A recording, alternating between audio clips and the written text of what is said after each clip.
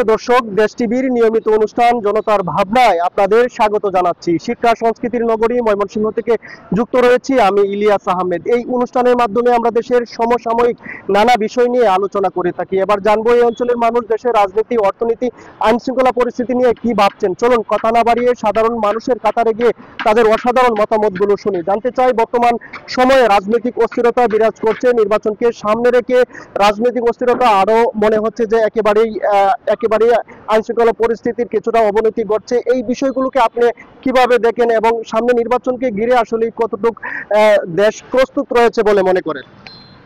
দেশবাসী আসলে নির্বাচনের জন্য অধীর অপেক্ষায় আছে, কারণ গত 15 বছর বাংলাদেশে নির্বাচন বলে কোনো বস্তু ছিল না। আমিডামি নির্বাচন ছিল, পাতানো নির্বাচন ছিল, আগের থেকে ফলাফল নির্ধারিত ছিল, বিরোধীদের অংশগ্রহণ করার কোনো সুযোগ ছিল না। এই যে 54 বছরের জঞ্জাল, সেই জঞ্জাল ছড়ানোর একটি বিরাট আকাঙ্ক্ষা তৈরি হয়েছিল আমাদের বিগত গণ অভ্যুত্থানে। কিন্তু আমরা গণ অভ্যুত্থানের পরে দেখেছি পরাজিত শক্তি যেমন প্রথম দিন থেকেই নানান রকম চক্রান্ত, ষড়যন্ত্র, সহিংসতা ঘটানোর চেষ্টা করছে, ফেক নিউজে ভরে দিয়েছে চারপাশ।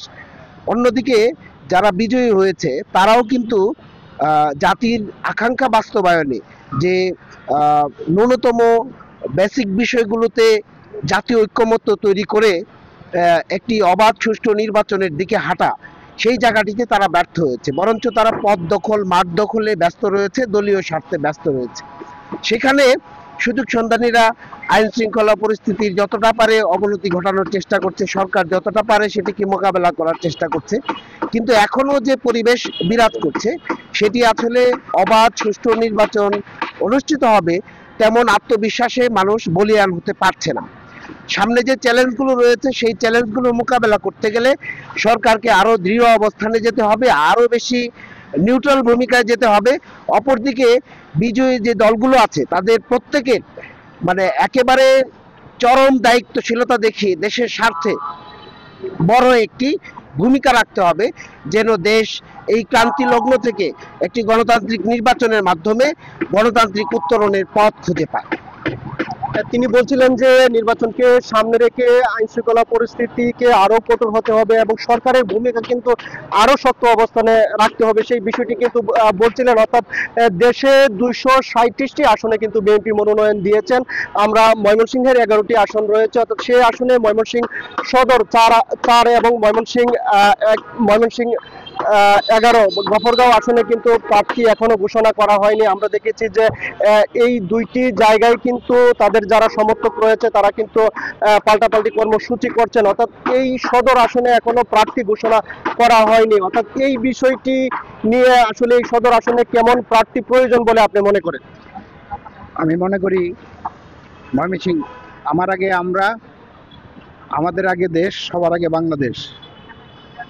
আমাদের ভারপ্রাপ্ত চেয়ারম্যান জনাব তারেক রহমানের এই আশা আকাঙ্ক্ষা সামনে রেখে 31 দফা রাষ্ট্র কাঠামো গঠনের জন্য আগামী দিনগুলোতে আমার জানা মতে যে পরিবেশ আপাতত এখন বিরাজ করছে বাংলাদেশে, নির্বাচনী পরিবেশ, উৎসব মুখর পরিবেশ, এবং বিএনপি তাদের নমিনেশন ঘোষণা করেছে, ময়মনসিংহ ঘোষণা করেছে, আবার স্থগিত রেখেছে। ময়মনসিংহ ইনশাল্লাহ আগামী দিনে ময়মনসিংহের নির্বাচন উনি ঘোষণা করবেন মহাসচিব, এবং আমাদেরকে এমন একজন প্রার্থী দিবেন যে প্রার্থী ময়মনসিংহ শহরে গত 54 বছরের উন্নয়নের যে কোনো ছোঁয়া লাগেনি ময়মনসিংহ শহরে, আগামী দিনে উনি উন্নয়নের ধারক বাহক হয়ে ময়মনসিংহে উন্নতি করবেন। তিনি বলছিলেন যে যোগ্য প্রার্থীকে স্থগিত হওয়া আসনে মনোনয়ন দিবে বিএনপি এবং ময়মনসিংহের যে উন্নয়ন সেই উন্নয়নের ধারা অব্যাহত রাখবেন, সেই বিষয়টি কিন্তু বলছিলেন। আমরা যদি আরেকজনের সঙ্গে একটু যুক্ত হতে চাই, জানতে চাই আসলে আগামী নির্বাচনটা কতটুকু উৎসব মুখর হবে এবং আপনাদের সাধারণ মানুষ হিসেবে, সাধারণ ভোটার হিসেবে, একজন কর্মী হিসেবে আমি জানতে চাই যে নির্বাচনটাকে আসলে কিভাবে দেখছেন এবং কতটুকু উৎসব মুখর হবে বলে প্রত্যাশা ব্যক্ত করছেন? বিসমিল্লাহির রহমানির রহিম। সামনে যে নির্বাচন হবে খুব সুন্দর নির্বাচন হবে আশা করি, আমরা ব্যক্ত করি, কারণ উৎসব মুখর হবে। কারণ 18 বছর ধরে কোনো নির্দিষ্ট কোনো আমরা নির্বাচন অংশগ্রহণ করতে পারিনি। তো আমার বিশ্বাস সামনে যে নির্বাচন হবে অনেক উৎসব মুখর নির্বাচন হবে। তিনি বলছিলেন যে সামনের যে নির্বাচনটি হবে সেটি অত্যন্ত উৎসবমুখর পরিবেশের মধ্য দিয়ে অনুষ্ঠিত হবে, সেই বিষয়টি বলছিলেন। অর্থাৎ নির্বাচনকে সামনে রেখে আমরা দেখেছি 11টি আসনের মধ্যে কমপক্ষে 5টি আসনে আমরা দেখেছি যারা প্রার্থী হয়েছেন তাদের বিরুদ্ধে কিন্তু তাদের প্রার্থী পরিবর্তনের দাবিতে একটি অংশ তারা মাঠে রয়েছেন এবং আন্দোলন করছেন। এই বিষয়টি নিয়ে সংবাদ কর্মী যারা আছেন, গণমাধ্যম কর্মী যারা রয়েছেন তারা কিন্তু কভারেজ করছেন। এই কয়েকটি আসনে আমরা দেখেছি বিরোধ এবং প্রার্থী পরিবর্তনের দাবিতে যে আন্দোলন চলমান রয়েছে, এই বিষয়টিকে আপনি কিভাবে দেখেন এবং এতে করে রাজনৈতিক অস্থিরতা বাড়ছে কিনা মনে করেন? ধন্যবাদ দেশ টিভিকে। আপনি জানেন যে বাংলাদেশের বিভিন্ন অসন্তোষ এবং বাংলাদেশের মানুষের জুলুম নির্যাতনের প্রতিবাদে গত 16 বছরের যে পুঞ্জীবিত যে ক্ষোভগুলি, সেই ক্ষোভের কিন্তু বহিঃপ্রকাশ হয়েছিল জুলাই বিপ্লবের মাধ্যমে। অর্থাৎ জুলাই বিপ্লবের মাধ্যমে বাংলাদেশে মানুষের অধিকার আদায়ের আন্দোলন হয়েছিল এবং বাংলাদেশের মানুষ বিশ্বাস করেছিল জুলাই বিপ্লবের পরে এদেশে একটি পরিবর্তন হবে এবং রাজনৈতিক দলগুলোও একটা পরিবর্তন নিয়ে আসবে। কিন্তু অত্যন্ত দুঃখজনক ব্যাপার যে এই জুলাই বিপ্লবের পরে আমরা যে বিষয়টি লক্ষ্য করছি, যে রাজনৈতিক দলগুলো বিভিন্ন তাদের নেতাদেরকে মনোনয়ন দিচ্ছেন, সেখানে কিন্তু তারা এই বিষয়গুলো লক্ষ্য করছেন না যে মানুষটি জুলুম করে, যে মানুষটি লুটপাট করে, যে মানুষটি সাধারণ মানুষের অধিকার নিয়ে কথা বলে না, সেই মানুষগুলোই কিন্তু আবার দেখতে পাচ্ছি সেই রাজনৈতিক দলগুলোর মনোনয়ন পাচ্ছে। তো আমরা কিন্তু সেখানেও পরিবর্তন দেখতে পাচ্ছি না। তো আমরা এই রাজনৈতিক দলগুলোর কাছে আবেদন করব যে জুলাই বিপ্লব যে বিষয়টি নিয়ে হয়েছিল, এই দেশের সাধারণ জনগণ জুলাই বিপ্লবের পরে যে পরিবর্তনের আকাঙ্ক্ষা তাদের মধ্যে সৃষ্টি হয়েছিল, সেই আকাঙ্ক্ষা আপনারা প্রতিফলন ঘটাবেন। নচেত আমরা দেখতে পাচ্ছি এই মনোনয়নকে কেন্দ্র করে বিভিন্ন রাজনৈতিক দলের মধ্যে অস্থিরতা সৃষ্টি হচ্ছে। অর্থাৎ আপনারা কাকে মনোনয়ন দিচ্ছেন, সেই ব্যক্তিটি কতটুকু গ্রহণযোগ্য সমাজে, সেই ব্যক্তিটি কতটুকু সমাজে মানুষের জন্য উপকার করেছে, এমন বিষয়গুলো বিবেচনা করে আপনাদের কিন্তু এই তাদেরকে মনোনয়ন দেওয়া উচিত। এবং আমরা দেখতে পাচ্ছি এই রাজনৈতিক দলগুলোর এই মনোনয়নকে কেন্দ্র করে গত কয়েকদিন আগে এই যে ময়মনসিংহের যে গরিপুর উপজেলার যে আসনটি রয়েছে, সেখানে কিন্তু মনোনয়ন বঞ্চিত এবং মনোনয়ন প্রাপ্তর মধ্যে কিন্তু একটি কিন্তু বিশেষ করে সংঘর্ষ হয়েছে। সেই সংঘর্ষে কিন্তু একজন দলীয় কর্মী কিন্তু মারা গিয়েছেন। আপনারা রাজনীতি করতে গিয়ে সেই পুরনো ধাঁচের রাজনীতিকে আবার ফিরিয়ে নিয়ে আসছেন। অর্থাৎ আপনারা রাজনীতি করছেন নিজের স্বার্থ সিদ্ধি হাসিলের জন্য, আর সেখানে দলীয় কর্মী সেখানে মৃত্যুবরণ করছে। যে মার বুক খালি হয়েছে সে মা সন্তানের বেদনা বুঝে, আপনি কিন্তু তার বেদনা বুঝবেন না। অর্থাৎ জুলাই বিপ্লবের পরে আমরা রাজনৈতিক দলগুলোর কাছে আবার আবেদন করব যে জুলাই বিপ্লবের আকাঙ্ক্ষা প্রতিফলন ঘটান, নচেত যে স্বৈরাচার যাকে ফ্যাসিস্ট বলেন আপনারা, তিনি যে পথে হেঁটেছেন সে পথে কিন্তু আপনাদেরকে হাঁটতে হবে। ধন্যবাদ। তিনি বলছিলেন যে মূল্যবান বিষয়ে কিন্তু তিনি বলছিলেন এবং যে দলগুলো রয়েছে অর্থাৎ সেই দলগুলোকে কিন্তু মনোনয়নের ক্ষেত্রে কিন্তু আরো সতর্ক হওয়ার কথা কিন্তু তিনি জানিয়েছেন। প্রিয় দর্শক, সময় হলো ছোট্ট একটি বিজ্ঞাপন বিরতিতে। আমরা এখন বিজ্ঞাপন বিরতিতে যাব এবং বিজ্ঞাপন বিরতির পর আবারও আমরা নানান মানুষের নানান বিষয়ে মতামত শুনবো। ততক্ষণ আমাদের সঙ্গেই থাকুন।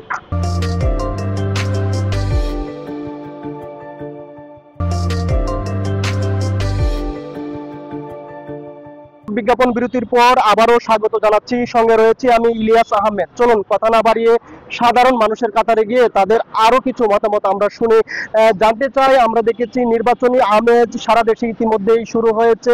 প্রত্যেকটি আসনে আমরা দেখেছি বিএনপি, জামায়াতের পাশাপাশি অন্যান্য দলগুলো কিন্তু তারা নির্বাচনী প্রচারণা কার্যক্রম চালাচ্ছেন। জাতীয় নাগরিক পার্টি তারাও কিছু কিছু আসনে তাদের মনোনয়ন প্রত্যাশী যারা আছেন তারাও কার্যক্রম চালাচ্ছেন এবং সাধারণ ভোটার যারা আছেন তাদের বক্তব্য হচ্ছে জামায়াত বিএনপির যেমন প্রচারণা চালাচ্ছেন জাতীয় নাগরিক পার্টি তেমন ভাবে প্রচারণা চালাচ্ছেন না। যদিও আপনারা বলছেন যে 300 আসনেই প্রার্থী ঘোষণা করবেন, অর্থাৎ আপনারা কি এই বিষয়টি নিয়ে আপনাদের মতামত একটু জানতে চাই। জাতীয় নাগরিক পার্টি সারা দেশে হচ্ছে তার সাংগঠনিক কার্যক্রম চালাচ্ছে এবং আপনারা জানেন যে বিভিন্ন জেলায় এখন নতুন করে কমিটি হচ্ছে, আহ্বায়ক কমিটি। সেই কমিটিগুলো হওয়ার পরে হচ্ছে তাদের সাংগঠনিক কার্যক্রম আরো সুন্দরভাবে দেখা যাবে এবং সাধারণ মানুষের কাছে যেতে পারবে। এবং হচ্ছে জাতীয় নাগরিক পার্টি সারা দেশে 300 আসনে তারা নির্বাচন করবে এবং আপনারা দেখবেন যে অন্যান্য যে রাজনৈতিক দলগুলো আছে তারা নমিনেশন দেওয়ার পরবর্তী সময়ে তাদের যে অন্য বিদ্রোহী প্রার্থীরা আছে তারাই তাদের উপরে বিভিন্নভাবে আক্রমণ করছে। কিন্তু আমরা জাতীয় নাগরিক পার্টি এই দেশের নতুন একটা রাজনৈতিক ভাবনা নিয়ে রাজনৈতিক দল গঠন করেছি, এবং সেই রাজনৈতিক ভাবনা থেকে আমরা বলছি যে এই যে পুরনো যে রাজনৈতিক সংস্কৃতি, সেই রাজনৈতিক সংস্কৃতি থেকে আমরা বের হতে চাই, এবং আমরা চাই যে সুন্দর এবং সুষ্ঠু একটা রাজনৈতিক ধারায় এই বাংলাদেশ চলবে। সেই ধারাবাহিকতায় আমাদের কার্যক্রম চলমান আছে, এবং আমরা 300 আসনে প্রার্থী দিব, এবং সেটা নিয়ে আমাদের কেন্দ্রীয়ভাবে কাজ চলমান রয়েছে। বিএনপির সাথে আপনাদের জোটবদ্ধের একটি আওয়াজ শোনা যাচ্ছে, আসলেই সেইটুকু কি কতটুকু সত্যতা আছে? আমাদের কেন্দ্রীয় আহ্বায়ক এক দফার ঘোষক, তিনি আমাদেরকে ঘোষণা দিয়েছেন যে 300 আসনেই স্বতন্ত্রভাবে আমরা ইলেকশন করব, কোনো জোটবদ্ধভাবে ইলেকশন করব না। কিন্তু দেশের স্বার্থে যদি আবার জোটবদ্ধ হতে হয় এবং জনগণের স্বার্থে যদি জোটবদ্ধ হতে হয়, সেটা আমরা বিবেচনা করব। মাঠে তো একেবারেই বিএনপি জামায়াত দুটি বড় দল রয়েছে, এবং দুটি বড় দলের ক্ষেত্রে কি আসলে জাতীয় নাগরিক পার্টি তাদের সাথে কি ফুলিয়ে উঠতে পারবে কিনা?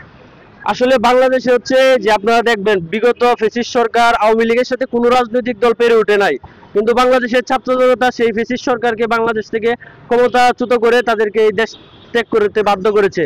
ঠিক একই রকম ভাবে আমরা যদি জনগণের জন্য কাজ করতে পারি, মানুষের পাশে থাকতে পারি, দেশের কল্যাণে কাজ করতে পারি, তাহলে আমরা নিশ্চিত যে এই দেশের জনগণ আমাদের পাশে থাকবে এবং অন্যান্য যে রাজনৈতিক দল তাদের থেকে মুখ ফিরিয়ে নেবে, সেটাই আমরা প্রত্যাশা করি। আমরা দেখেছি নানান কারণে প্রতিনিয়ত পরিবেশ নষ্ট হচ্ছে। এখন শীত মৌসুম, ইট ভাটাগুলো কিন্তু অবাধে ইট পোড়ানোর কাজ কিন্তু তারা করছেন, এবং অবাধে কিন্তু বনের গাছ কেটে তারা কিন্তু সেই ইট ভাটাই কিন্তু তারা ব্যবহার করছেন, এবং মারাত্মকভাবে পলিথিনের কারণেও আমরা দেখেছি পরিবেশ দূষণ হচ্ছে। এবং পরিবেশ দূষণ নিয়ে আপনি কাজ করে থাকেন, এবং বৃক্ষরোপণেও কিন্তু আপনার ভূমিকা রয়েছে। অর্থাৎ এই পরিবেশকে কিভাবে স্বাভাবিক রাখা যায় আপনি মনে করেন?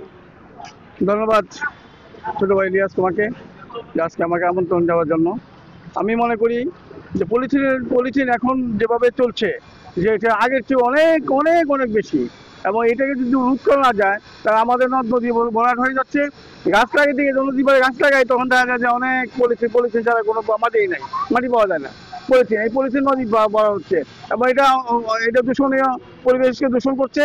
এবং শুধু তাই না, এবার বিভিন্ন রোগে অস্বাস্থ্যকর পরিবেশের সৃষ্টি করছে।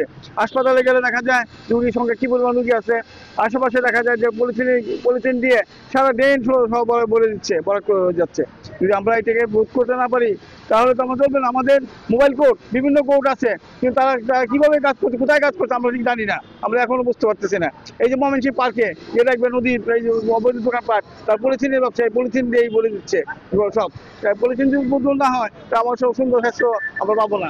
আমার সুন্দর স্বাস্থ্য করতে হলে পলিথিন লাগবে। আরেকটি বিষয় বলি, আজকে নির্বাচন আসতেছে, নির্বাচনের ঘোষণা হয়েছে, নির্বাচন হবে ঠিক, কিন্তু নির্বাচনটি কিভাবে হবে, কিরকম হবে আমরা তো ভালো দিক দেখতেছি না। যদি আজকে 3 মাসের জন্য জরুরি অবস্থা সরকার ঘোষণা করে, তাহলে সেখানে অবৈধ অস্ত্র যেগুলি আছে সেগুলো উদ্ধার হইতো, কিন্তু অবৈধ অস্ত্র উদ্ধারের কোনো ব্যবস্থা সরকার নাই, এবং যারা জেল পালিয়েছে তাদেরকে গ্রেপ্তারের কোনো ব্যবস্থা করা হয়নি, সরকার আমার বলে নাই। তাহলে কিভাবে নির্বাচন করবে, কিভাবে নির্বাচন হবে? নির্বাচন যদি করতে হয় তাহলে অবশ্যই ব্যবস্থা দিয়ে অবৈধ অস্ত্র তাদেরকে ধরতে হবে। বিভিন্ন থানায় যে যারা পুলিশ মারলো, যারা পুলিশকে হত্যা করলো, থানা হত্যা হামলা চালালো, তারা কারা? তারা বৈষম্য ছাত্র আন্দোলন ছিল, ছাত্র ছিল নিশ্চয়ই না, তারা নিশ্চয়ই তারা অপরাধ করে, এবং তারা বিভিন্নভাবে সেই সুযোগগুলি দিয়েছে, এবং জেল গেট ভেঙে তারা আসামি ছিনতাই করে দিয়েছে।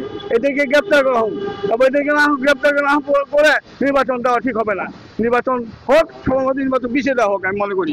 এখন আরো একটি বিজ্ঞাপন বিরতিতে যাচ্ছি, ততক্ষণ আমাদের সঙ্গেই থাকুন। ফিরে এসে আবারও নানান মানুষের নানান বিষয়ে মতামত শুনবো।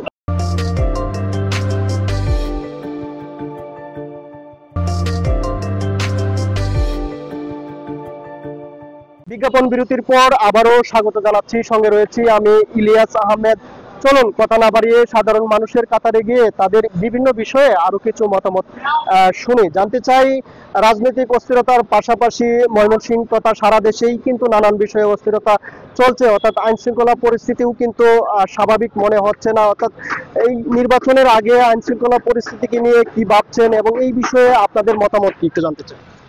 আসলে আইন শৃঙ্খলা পরিস্থিতির ব্যাপারে পুলিশ সদর দপ্তরের মাসিক প্রতিবেদন আছে, সেই প্রতিবেদন অনুযায়ী বাংলাদেশে এই 2025 সালে প্রতিদিন গড়ে 11 জন নিহত হচ্ছে, বিভিন্ন হামলায় হত্যাকাণ্ডের শিকার হচ্ছে, অন্যান্য অপরাধগুলো বাদই দিলাম। এই যে সার্বিক যে চিত্র কি আমরা বুঝতে পারি যে রাষ্ট্রের আইন শৃঙ্খলা পরিস্থিতি সুখকর নয়, যার জন্য প্রতিনিয়ত এই সারা দেশে গ্রাম থেকে শহর পর্যন্ত বিভিন্ন আইন শৃঙ্খলা বহির্ভূত কার্যক্রমগুলো সংগঠিত হচ্ছে।